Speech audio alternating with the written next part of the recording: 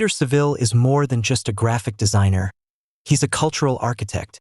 Over the past 4 decades, Saville has redefined what it means to shape identity through visual language.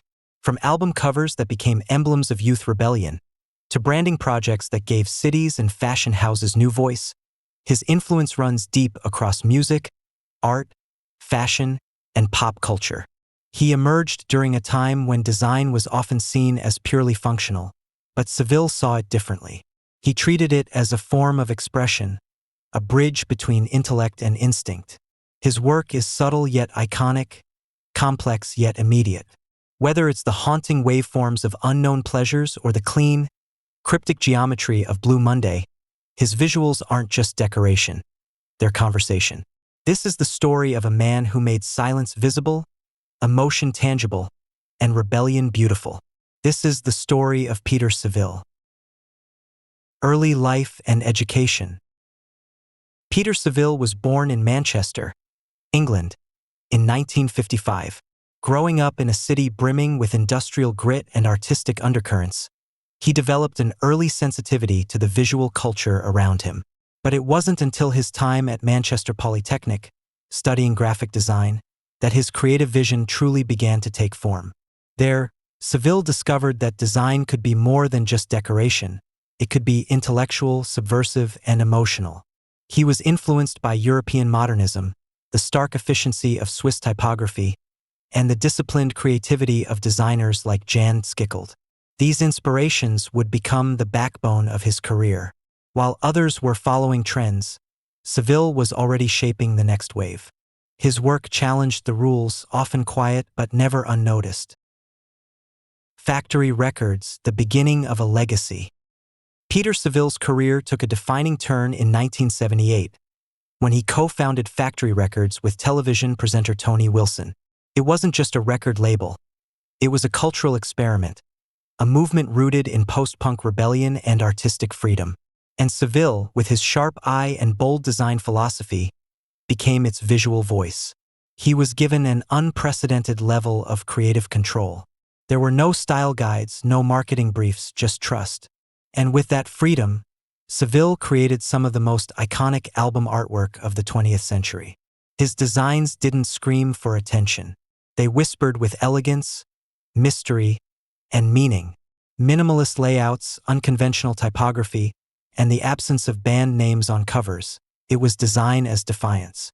At Factory, Saville didn't just create visuals.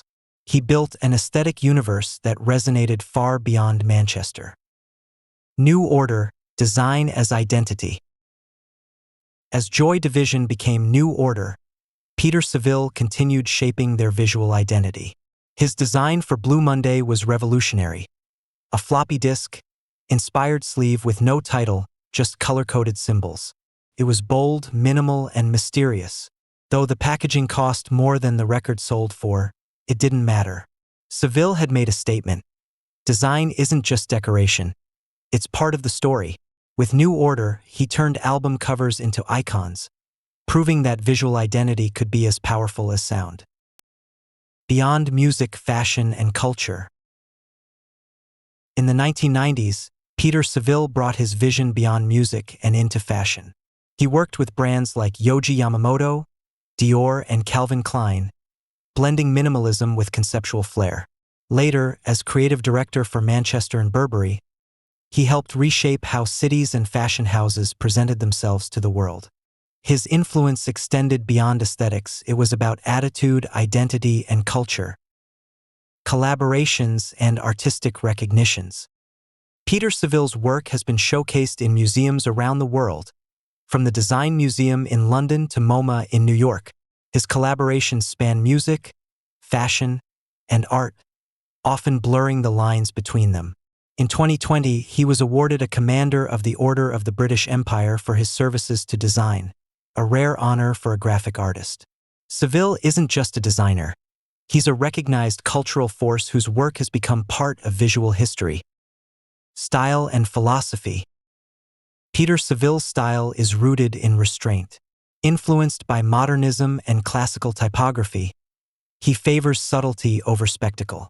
He often challenged norms, leaving off titles, breaking layout rules, or treating a record sleeve like a piece of conceptual art.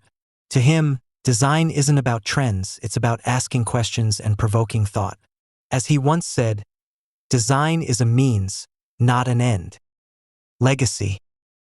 Peter Saville didn't just design album covers, he shaped how we experience music, branding, and culture. His work blurred the boundaries between art and commerce, influence and identity. From post-punk Manchester to high-fashion runways, his legacy is everywhere, in galleries, on t-shirts, and in the DNA of modern design. He changed the role of the designer from silent technician to cultural storyteller.